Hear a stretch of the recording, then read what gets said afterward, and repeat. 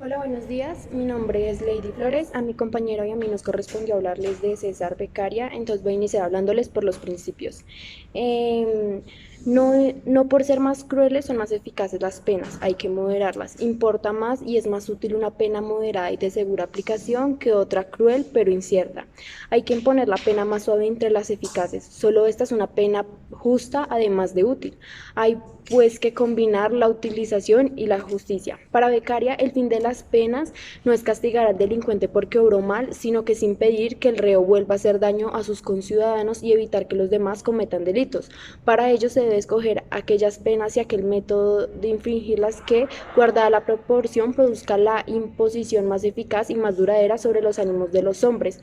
Básicamente, Beccaria hablaba de que una pena más dura no va a hacer que la gente deje de cometer los delitos, sino una pena más larga, digamos, en la cárcel puede hacer que dejen de cometer estos delitos.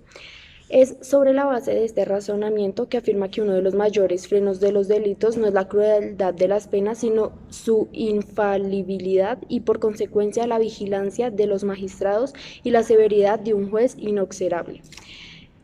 Bueno, y también tenemos la racionalidad de las leyes, que es en el sentido de que las normas legales debían derivar de supuestos relacionados, es decir, de lo que dicta la razón, prescindiendo de la tradición doctrinal. Hay que tener en cuenta que la legislación penal del tiempo de Beccaria se caracterizaba por un extenso de leyes compuestas por restos de ordenamientos de los antiguos romanos mezclados con ritos lombardos reunidos en volúmenes por intérpretes que daban sus pareceres y sugerencias, las cuales eran aplicadas.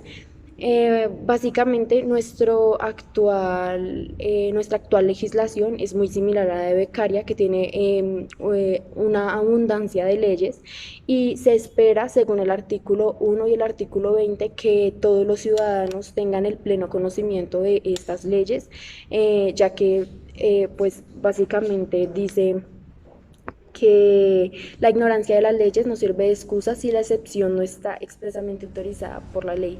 O sea, esto sirve para que los ciudadanos no tengan una excusa del no conocimiento de las leyes para no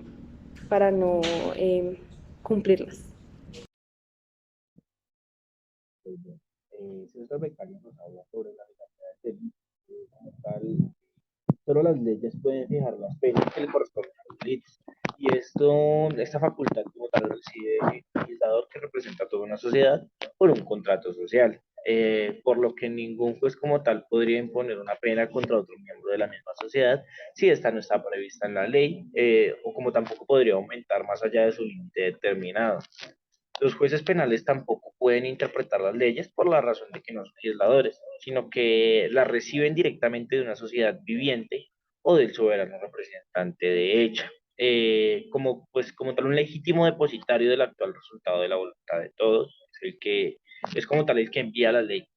Por eso un juez como tal no podría interpretar la ley como un legislador. Más allá de esto, hablamos sobre la pena.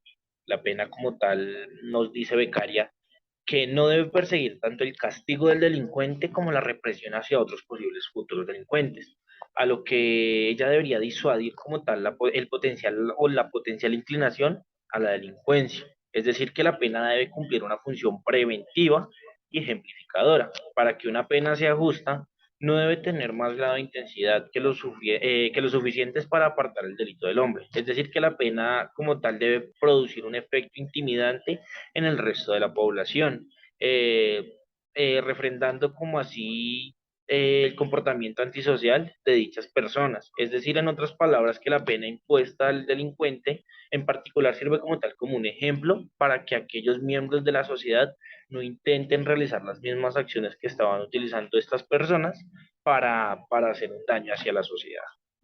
Directamente dentro de la pena, hablamos de un tema que tocó muchas veces César Beccaria y es sobre la pena de muerte. Y él dice que la pena de muerte es injusta, innecesaria y menos eficaz que otra pena. Y como tal lo que nos dice él es que se cuestiona la utilidad y la justicia de una pena de muerte en un gobierno organizado. Como tal se hace la pregunta clara de cómo se le puede atribuir el derecho a un hombre para matar a sus semejantes. Para él como tal no es la intensidad de la pena lo que hace mayor el efecto del ánimo humano, sino su duración y el largo y penoso ejemplo de un hombre privado de su libertad, lo que constituye como tal el freno más fuerte contra los delitos. Sí, la pena de muerte produce una fuerte impresión en la sociedad, pero pues durante mucho tiempo no va a suceder, es decir, que pues va a suceder dentro del mismo delito, pero más adelante como que pues no va a tener ninguna recriminación hacia las personas, ¿sí? La pena de muerte produce un